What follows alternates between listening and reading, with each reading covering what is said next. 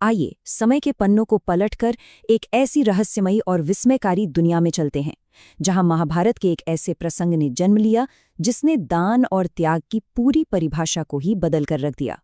इस कथा विश्लेषण में हम इतिहास के उस सबसे हैरान कर देने वाले दान को करीब से समझेंगे। एक ऐसा क्षण जो आज भी रोंगटे खड़े कर देता है।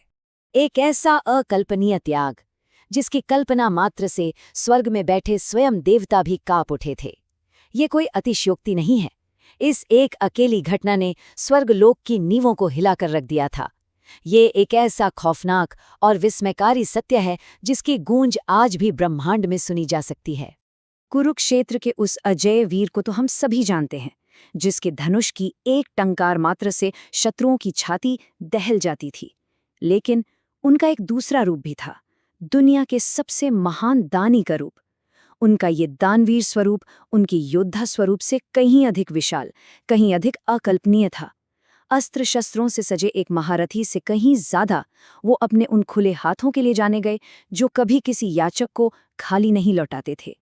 और इसी अटूट नियम ने इस महाकाव्य में सबसे बड़ा और नाटकीय मोड़ ला खड़ा किया। एक दिन स्वर्ग के अधिपति देवराज इंद्र स्वयं धरती पर उतरे, लेकिन अपने उस दिव्य भव्य स्वरूप में नहीं। वो आए एक बेहद साधारण फटे पुराने वस्त्र पहने भिक्षा मांगने वाले एक ब्राह्मण के वेश में। कर्ण के द्वार पर खड़े उस विनम्र और बेबस से दिखने वाले चेहरे के पीछे एक बहुत बड़ी और गहरी साजिश रची जा रही थी। इस छद्म वेश का इकलौता लक्ष्य था कवच और कुंडल। जन्म से ही कर्ण के शरीर से जुड़े ये दिव्य आभूषण कोई साधारण गहने नहीं थे। ये ब्रह्मांड के सबसे शक्तिशाली रक्षा कवच थे।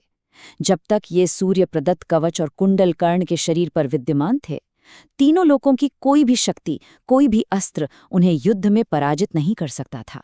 यही उनकी अमरता और अजेयता का इकलौता और सबसे बड़ा रहस्य था। देवराज इंद्र बहुत अच्छी तरह जानते थे कि सूर्य पूजा के बाद कर्ण अपने द्वार पर आए किसी भी व्यक्ति को कभी निराश नहीं करते, और उन्होंने इसी चरम सत्य का फायदा उठाया। एक निर्धन ब्राह्मण का नाटक करते हुए उन्होंने वो मांग लिया जिसे मांगने की हिम्मत शायद ही कोई कर सके।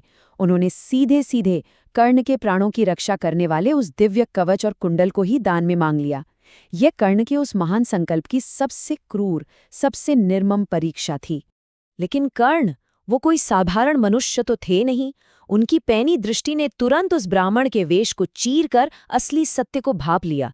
उन्होंने एक ही पल में अपने सामने खड़े स्वयं देवराज इंद्र को पहचान लिया, और उन्हें ये आभास हो गया कि ये कोई सामान्य भिक्षाटन नहीं है, बल्कि ये सीधे तौर पर उनके अस्तित्व और उनके प्राणों पर किया गया एक बहुत बड़ा प्रहार है। मृत्यु निश्चित है। कर्ण के मस्तिष्क में ये सत्य पूरी तरह स्पष्ट हो चुका था कि अपने शरीर से जुड़े उस कवच और कुंडल को अलग करने का सीधा सा अर्थ है साक्षात मृत्यु को गले लगाना।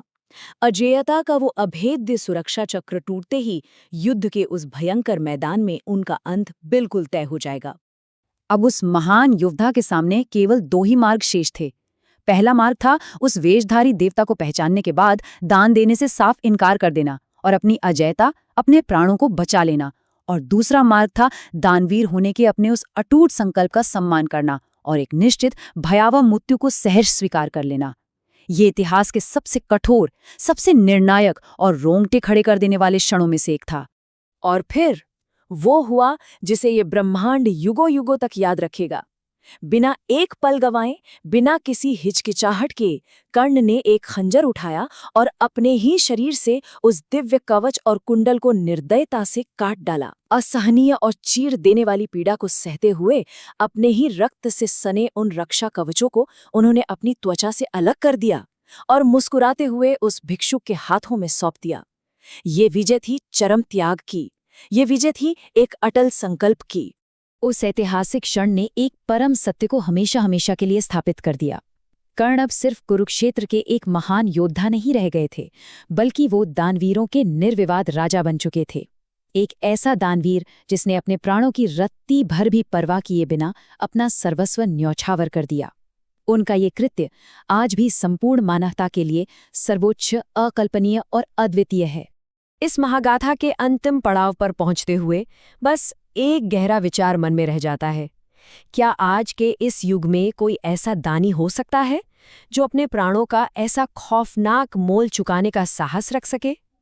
ये अद्भुत त्याग आज भी हमें यह सोचने पर मजबूर कर देता है कि सच्चे त्याग की अंतिम सीमा आखिर क्या हो सकती है।